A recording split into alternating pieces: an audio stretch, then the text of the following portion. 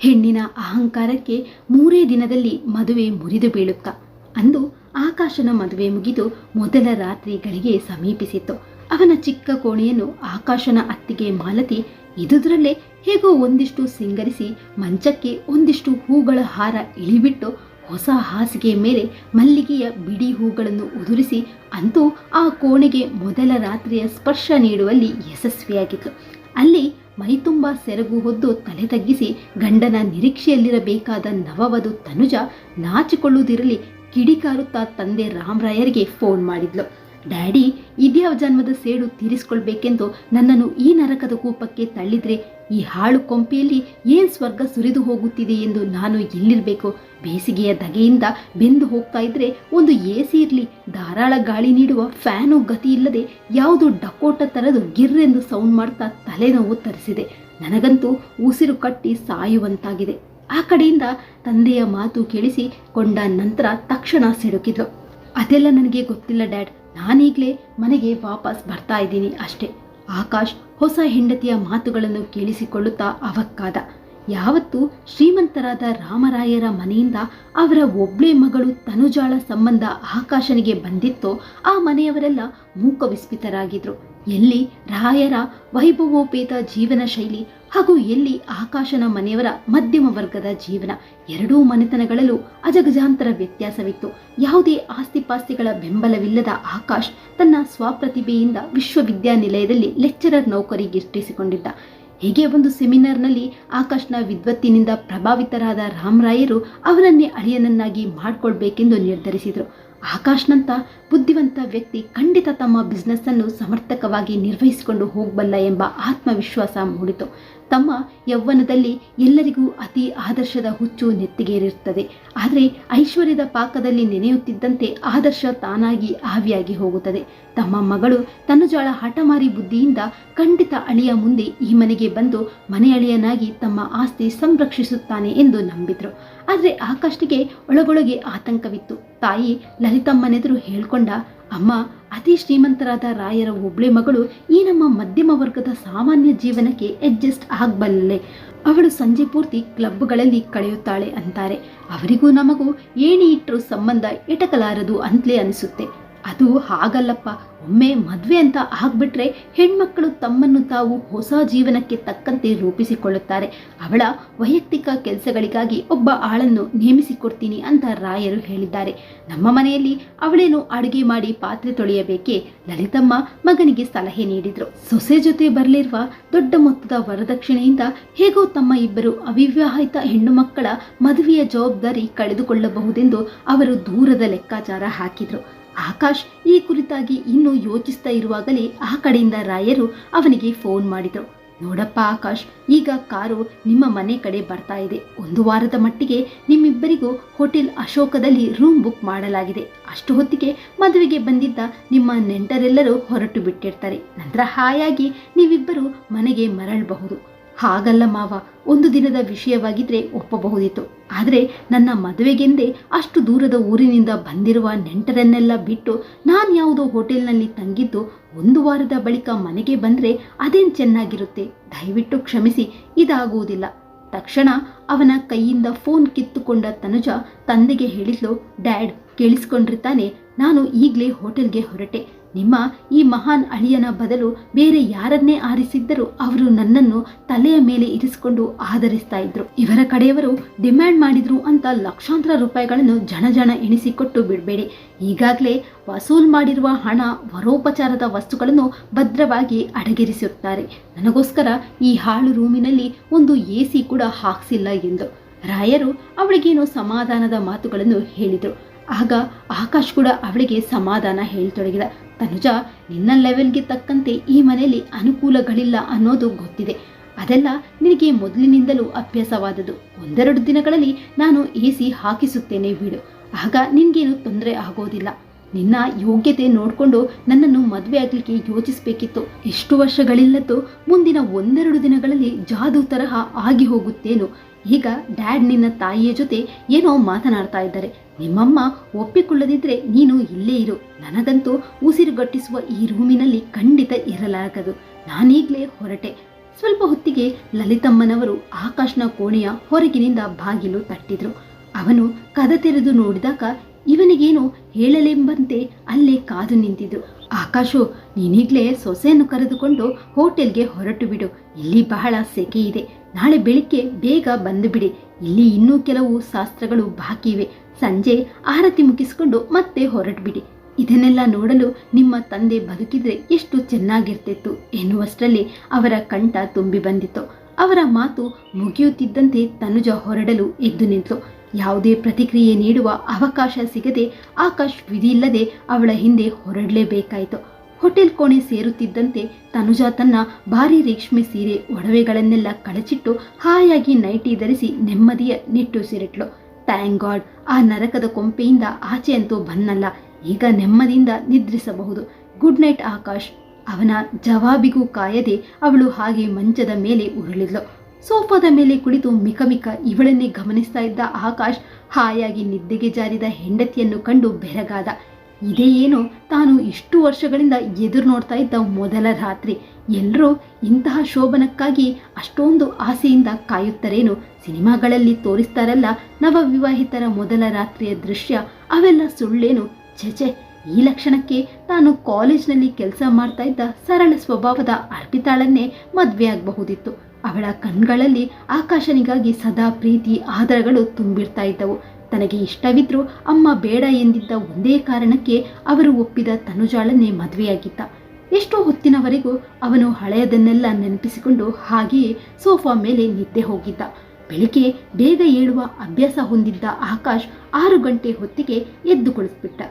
ತನುಜಾ ಇನ್ನೇನು ಏಳಬಹುದು ಎಂದು ಅರ್ಧ ಗಂಟೆ ಕಾದು ಕುಳಿತ. ನಂತರ ತಾನೇ ಅವಳ ಕಡೆ ಸರಿದು ಅವಳನ್ನು ಎಬ್ಬಿಸಲು ಯತ್ನಿಸಿದ. ಅವಳನ್ನು ಮೆಲ್ಲಗೆ ಸ್ಪರ್ಶಿಸಿ ಪ್ರೀತಿಯಿಂದ ಹೇಳಿದ, ತನು, ಬೆಳಗಾಯಿತು, ಇಲ್ಲಿಗೆ ಬೆಡ್ ಕಾಫ್ ತರಿಸಲೇ? ಓ ರಾಜು, ಇನ್ನೂ ಸ್ವಲ್ಪ ಹೊತ್ತು ಮಲಗಲು ಬಿಡು. ಯಾಕೆ ನನಗೆ ಹಿಂಸೆ ಕೊಡ್ತೀಯ? ಇನ್ನೂ ರಾತ್ರಿಯ ನಶೆಯೇ ಇಳಿದಿಲ್ಲ ಎಂದು ನಿದ್ದೆಯಲ್ಲೇ ಬಡಬಡಿಸಿದ್ಲು. ಅದನ್ನು ಕೇಳಿಸಿಕೊಂಡ ಆಕಾಶ್ಗೆ ಶಾಕ್ ತಗುಲಿದಂತಾಯಿತು. ಅವನು ತನುಜಾಳ ಕುರಿತು ಏನೇನೋ ಗಾಳಿ ಮಾತುಗಳನ್ನು ಕೇಳಿದ್ದ. ಬಹು ಬಾಯ್ ಫ್ರೆಂಡ್ಸ್ ಹೊಂದಿದ್ದಾಳೆಂದು ಹೇಳ್ತಾ ಇದ್ರು. ಆದರೆ ಈ ಯಾವ ಮಾತುಗಳಿಗೂ ಅವನು ಸೊಪ್ಪು ಹಾಕಲಿಲ್ಲ. ಇಂದಿನ ಕಾಲದ ಹುಡುಗಿಯರು ತಮ್ಮನ್ನು ತಾವು ಹುಡುಗರಿಗಿಂತ ಕಡಿಮೆ ಏನಲ್ಲ ಎಂದು ಭಾವಿಸಿರ್ತಾರೆ. ಅದಿರಲಿ, ಈ ರಾಜು ಯಾರಿರಬಹುದು? ಅವನಿಗೆ ತನುಜಾ ಜೊತೆ ಗಾಢ ಸಂಬಂಧ ಇರಬಹುದೇ? ಅಷ್ಟರಲ್ಲಿ ತನುಜಾ ಮೈ ಮುರಿಯುತ್ತಾ ಆಕಳಿಸುತ್ತಾ ತಾನೇ ಎದ್ದು ಕುಳಿತಳು. Good morning Akash. ಇಂತಹ 5 ಸ್ಟಾರ್ ಹೋಟೆಲ್ನಲ್ಲಿ ಮೊದಲ ಸಲ ಮಲಗಿದ್ದಿ ಅನ್ಸುತ್ತೆ. ಚೆನ್ನಾಗಿ ನಿದ್ದೆ ಬಂತು ತಾನೇ? ಮಾತಿನಲ್ಲಿ ವ್ಯಂಗ್ಯ ಸ್ಪಷ್ಟವಾಗಿತ್ತು. ಒಂದು ವಿಷಯ ತಿಳಿದುಕೋ ತನು, ನಮ್ಮ ಮನೆಗಿಂತ ನನಗೆ ಹಿತಕರ ವಾತಾವರಣ ಬೇರೆಲ್ಲೂ ಸಿಗೋದಿಲ್ಲ. ಈಗ ನಾವು ಬೇಗ ಮನೆಗೆ ಹೊರಡಬೇಕು. ಅಲ್ಲಿ ಎಲ್ಲರೂ ನಮಗಾಗಿ ಕಾಯ್ತಾ ಇರ್ತಾರೆ. ಅದಿರಲಿ, ನೀನ್ ನಿದ್ದೆಯಲ್ಲಿ ಏನೋ ಬಡಬಡಿಸಿದೆಯಲ್ಲ, ಆ ರಾಜು ಯಾರು ಎಂದು ಕೇಳಿದ. ಓ, ರಾಜು ಹೆಸರು ಹೇಳಿದ್ನಾ? ರಾಜು ಅಂದ್ರೆ ರಾಜೇಶ್, ನನ್ನ ಕ್ಲಾಸ್ಮೇಟ್, ಬೆಸ್ಟ್ ಫ್ರೆಂಡ್. ಅದಿರಲಿ, ಏನೋ ನಿಮ್ಮ ಮನೆ ಅಂದ್ಯಲ್ಲ, ಅಲ್ಲಿ ಮನುಷ್ಯರು ಇಷ್ಟಪಡುವಂತಹ ವಸ್ತು ಅನ್ನೋದು ಏನಾದರೂ ಇದೆಯಾ? ನಿನ್ನಂತಹ ಮಿಡಲ್ ಕ್ಲಾಸ್ನವರ ಮೆಂಟ್ಯಾಲಿಟಿ ಇಷ್ಟು. ಸದಾ ಸಿಂಬಳದಲ್ಲಿ ನೊಣ ಹೆಕ್ಕಿಕೊಂಡಂತೆ ಒದ್ದಾಡುವುದು, ಅಲ್ಪ ಮಾತ್ರದ ಖುಷಿಯನ್ನು ಆಕಾಶದಷ್ಟು ಎತ್ತರಕ್ಕೆ ಏರಿಸುವುದು. ನೋಡ್ತಿರು, ನನ್ನಿಂದಾಗಿ ನಿನಗೆ ಪ್ರಪಂಚದ ಇನ್ನೊಂದು ಮುಖ ಕಾಣಿಸುತ್ತೆ. ಆಗ ಮನೆಗೆ ವಾಪಸ್ ಹೋಗುವ ಮಾತನ್ನೇ ಮರೆತು ಬಿಡ್ತೀಯ. ಇದು ನನ್ನ ಚಾಲೆಂಜ್ ಆಕಾಶ್. ಬಹುಶಃ ನಿನ್ನ ಈ ಮಾತು ಆ ರಾಜೇಶ್ಗೆ ಅನ್ವಯಿಸಬಹುದೇನೋ ಹೊರತು ಖಂಡಿತ ನನ್ಗಲ್ಲ. ಬೇಕಿದ್ರೆ ಹಣಕ್ಕಾಗಿ ನಾನು ಏನೆಲ್ಲ ಮಾಡಬಹುದಿತ್ತು. ಆದರೆ ನಮ್ಮಂತಹ ಯುವ ಪೀಳಿಗೆಗೆ ಒಂದು ಮಾದರಿ ಆಗಬೇಕೆನ್ನೋದು ನನ್ನ ಆಸೆ. ಅದಕ್ಕಾಗಿಯೇ ಕಾಲೇಜ್ನಲ್ಲಿ ಮಾಸ್ಟರ್ ಆಗಿದ್ದಿ. ಎಲ್ಲಿ ಹೋಗುತ್ತೆ ನಿನ್ನ ಮೇಷ್ಟ್ರು ಬುದ್ಧಿ? ಅದೇ ನಮ್ಮ ರಾಜು ನೋಡು, ಇಡೀ ಜೀವನದ ಎಲ್ಲ ಸುಖ ಸೌಲಭ್ಯಗಳನ್ನು ಅನುಭವಿಸಬೇಕು ಅಂತಾನೆ. ನಿಜ ಅಂದರೆ ನನ್ನನ್ನು ಮದುವೆಯಾದ್ದರಿಂದ ನೀನು ಇಷ್ಟು ದಿನ ಕಾಣದೇ ಇರುವಂತಹ ಕನಸಿನಲ್ಲೂ ಕಲ್ಪಿಸಿಕೊಳ್ಳಲಾರದಂತಹ ಹೊಸ ಪ್ರಪಂಚವನ್ನೇ ಕಾಣಬಹುದು ಮೇಷ್ಟ್ರೆ ಎಂದು ಜೋರಾಗಿ ನಕ್ಕಳು. ನನ್ನ ಪರಿಶ್ರಮದಿಂದ ನನಗೇನು ಸಿಕ್ಕಿದೆಯೋ ನಾನದರಲ್ಲಿ ತೃಪ್ತನಾಗಿದ್ದೇನೆ ತನುಜಾ. ಏನು ಮಹಾ ಸಿಕ್ಕಿದೆ ಅಂತ ತೃಪ್ತನಾಗಿದ್ದಿ? ನಿನಗೆ ಸಿಗುವಂತಹ ಸಂಬಳ ಸೌಲಭ್ಯ ನಮ್ಮ ಡ್ಯಾಡಿಯ ಆಫೀಸ್ನ 3ನೇ ದರ್ಜೆ ಸಿಬ್ಬಂದಿಗೆ ಸಿಗುತ್ತದೆ. ಅದರ ಜೊತೆಗೆ ಅವರು ತಮ್ಮ ಮನೆಗಳಲ್ಲಿ ಎಲ್ಲ ಉಪಯುಕ್ತ ಸಾಧನಗಳನ್ನು ಹೊಂದಿದ್ದಾರೆ. ನಿನ್ನದು ಮನೆ ಅಂತ ಇದೆ. ಅಲ್ಲಿ ಒಂದು ರಾತ್ರಿ ಕಳೆಯುವಷ್ಟರಲ್ಲಿ ನನಗೆ ಪ್ರಾಣ ಹೋಗುವಂತಾಗಿತ್ತು. ಮನೆಯಿಂದ ಈಗಾಗಲೇ ಫೋನ್ ಬಂದಿದೆ. ಬೆಳಿಗ್ಗೆ ಎಣ್ಣೆ ಶಾಸ್ತ್ರ ಮಾಡಿ ಸ್ನಾನ ಆದ ನಂತರ ತಿಂಡಿ ಕಾಫಿ ಅಲ್ಲೇ ತೆಗೆದುಕೊಳ್ಬೇಕು ಅಂತ ಎಲ್ಲರೂ ಕಾಯ್ತಾ ಇದ್ದಾರೆ ಎಂದು ತಿಳಿಸಿದ್ರು. ಹೀಗಾಗಿ ಬೇಗ ನಾವೀಗ ಮನೆಗೆ ಹೋಗಬೇಕು. ನಮಗಾಗಿ ಎಲ್ಲರೂ ಕಾಯ್ತಾ ಇದ್ದಾರೆ ಎಂದ. ಹೋಲ್ಡ್ ಆನ್, ಇಷ್ಟು ಬೇಗ 7 ಗಂಟೆಗೆ ಆ ಮನೆಗೆ ಹೋಗಿ ಏನು ಮಾಡೋದು? ನಾನು ಸ್ನಾನ ಮಾಡಿ ತಿಂಡಿ ತಿನ್ನಬೇಕು. ಮೊದಲು ಆರ್ಡರ್ ಮಾಡು. ನಿಮ್ಮ ಮನೆಯಲ್ಲಿ ಮದುವೆ ಮನೆಯ ಲಾಡು ಪೇಣಿಗಳನ್ನೇ ಇನ್ನೂ 1 ವಾರ ತಿಂಡಿ ಅಂತ ತಿಂತಾರೆ ಅನ್ನೋದು ಗೊತ್ತು. ಅಂಥ ಕರ್ಮ ನನಗೆ ಬೇಡ. ನನಗಾಗಿ omelette toast with orange juice ಹೇಳಿಬಿಡು. ನಿನಗೇನು ಬೇಕೋ ತರಿಸ್ಕೊ. ಬಿಲ್ ಚಿಂತೆ ಬೇಡ. ಎಲ್ಲವನ್ನು ಡ್ಯಾಡ್ ಒಟ್ಟಾಗಿ ಪೇ ಮಾಡ್ತಾರೆ.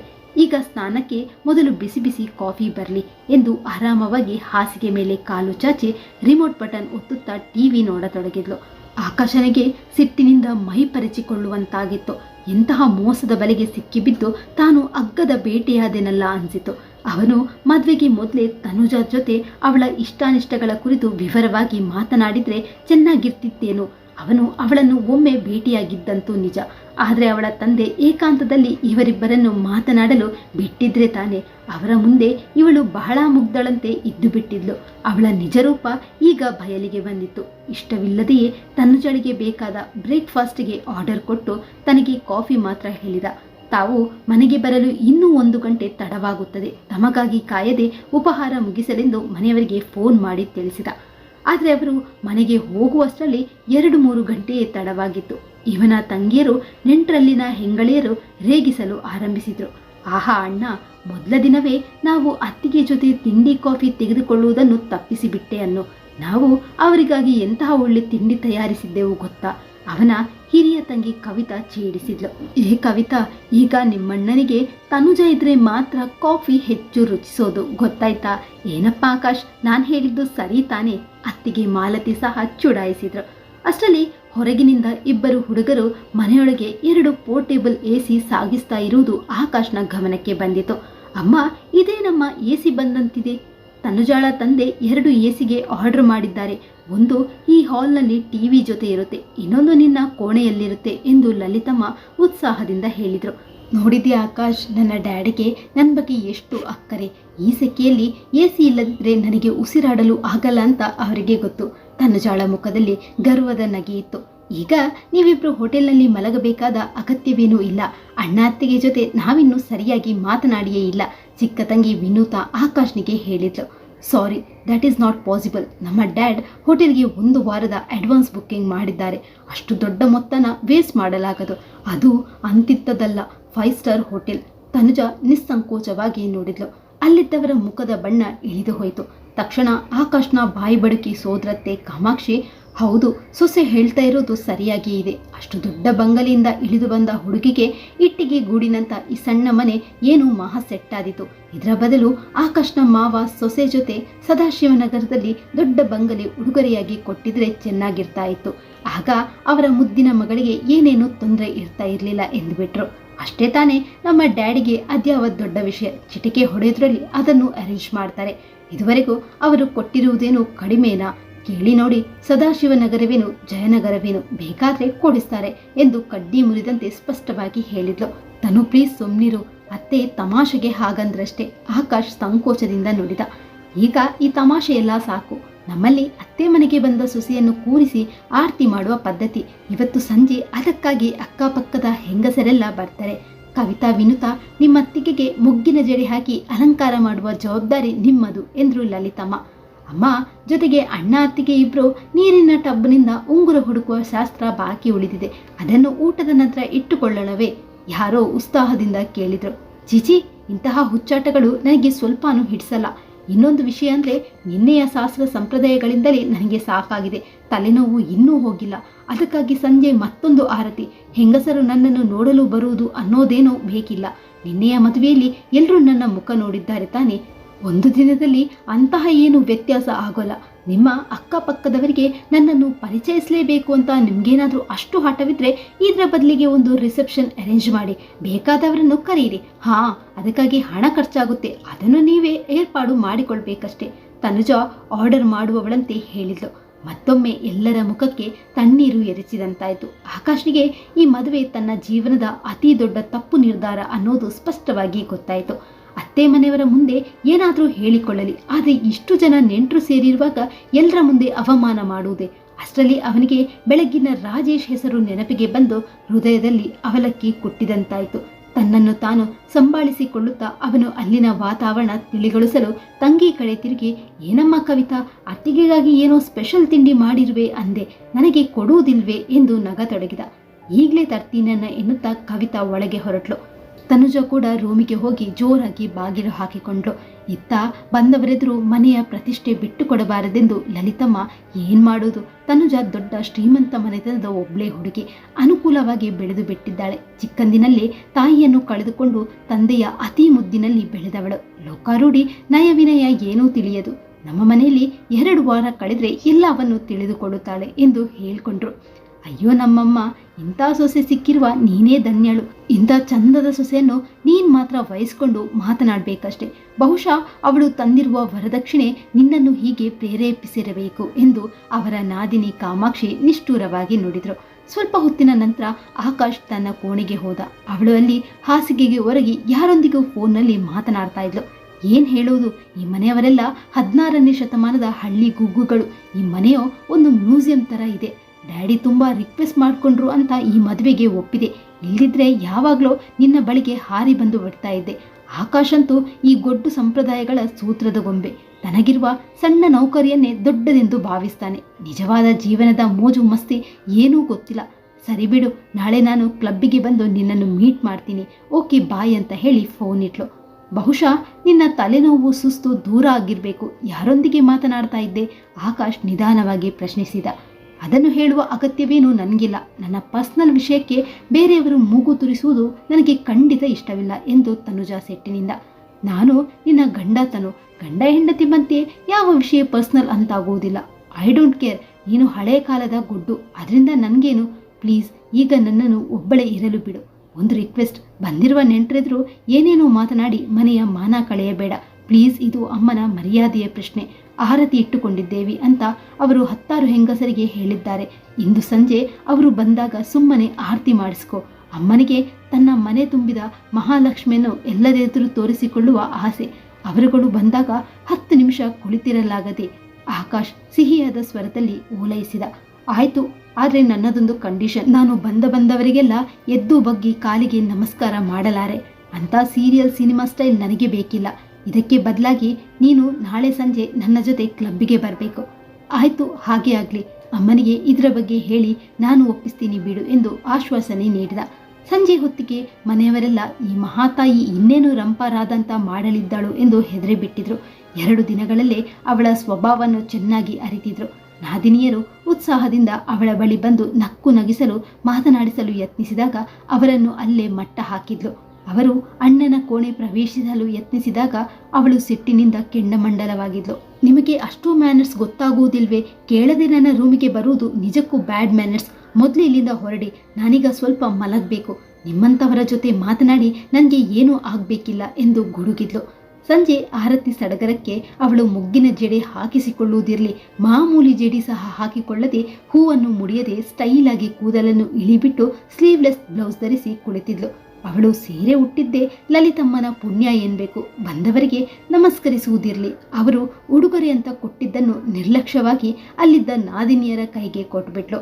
ಬಂದವರು ಸಿಹಿ ತಾಂಬೂಲ ಪಡೆದು ತಮ್ಮಲ್ಲೇ ಏನೇನೋ ಮಾತನಾಡಿಕೊಳ್ಳುತ್ತಾ ಹೊರಟಿದ್ದಾಯಿತು. ಅಂದು ರಾತ್ರಿ ಊಟವಾದ ನಂತರ ಲಲಿತಮ್ಮ ಸೊಸೆಗೆ ಉಡುಗೊರೆ ಬಂದಿದ್ದನ್ನೆಲ್ಲ ತನ್ನ ಕೋಣೆಯಲ್ಲಿ ಇರಿಸಿಕೊಳ್ಳಲು ಹೇಳಿದ್ರು. ಅದಕ್ಕೆ ಅವಳು ಅಟ್ಟಹಾಸದಿಂದ ನಕ್ಕು, ನಿಮ್ಮ ವಟಾರದವರು ಕೊಟ್ಟ ಈ ಅಗ್ಗದ ಉಡುಗೊರೆಗಳನ್ನು ನೀವೇ ಇಟ್ಕೊಳ್ಳಿ, ಅಥವಾ ನಿಮ್ಮ ಹೆಣ್ಣು ಮಕ್ಕಳ ಮದುವೆಗೆ ಬಳುವಳಿ ಅಂತ ಉಪಯೋಗಿಸಿ. ಇದಕ್ಕಿಂತ 100 ಪಟ್ಟು ಚೆನ್ನಾಗಿರುವ ವಸ್ತುಗಳನ್ನು ನಾವು ಹಬ್ಬದ ಸಂದರ್ಭದಲ್ಲಿ ಮನೆಯ ಕೆಲಸದವರಿಗೆ ಕೊಡ್ತಾ ಇರ್ತೇವೆ ಎಂದ್ಲು. ಆ ಅಪಮಾನದಿಂದ ತಾಯಿ ತಲೆ ತಗ್ಗಿಸಿದ್ರು. ಈ ಕಥೆಯ ಮುಂದಿನ ಭಾಗವನ್ನು ನಾವು ಇನ್ನೊಂದು ಸಂಚಿಕೆಯಲ್ಲಿ ನೋಡೋಣ. ಹಾಗೆ ಈ ಸಂಚಿಕೆ ಇಷ್ಟ ಆಗಿದ್ದರೆ ವಿಡಿಯೋಗೊಂದು ಲೈಕ್ ಕೊಡೋದನ್ನ ಮರಿಬೇಡಿ. ಹಾಗೆ ಪ್ಲೀಸ್ ಸಬ್ಸ್ಕ್ರೈಬ್ ಕೂಡ ಮಾಡ್ಕೊಳ್ಳಿ. ಧನ್ಯವಾದಗಳು.